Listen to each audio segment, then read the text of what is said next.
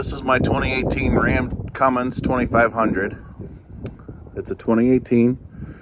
At 38,000 miles, I started experiencing my ABS and traction control lights going on and off. Also, my cruise control wouldn't work when those were on. I thought maybe it was because I had hit a hard bump or whatever, and I kept going. And then it didn't happen for a while. I'm at 45,000 now, and those lights are on all the time. I contacted the dealer. They had no knowledge of any issues with the Ram 2500s from 2018 having any brake issues. Ram recalled the 2019 to 2022s with HCU and ABS module issues. You continue to look.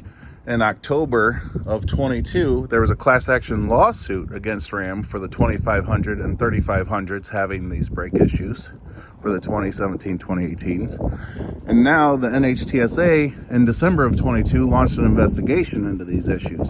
So anybody out there that's having these issues needs to go onto the NHTSA's website and file a complaint as well, because Ram should be reimbursing anybody that's paid to fix their trucks, and anybody that's having the issue, they need to fix it.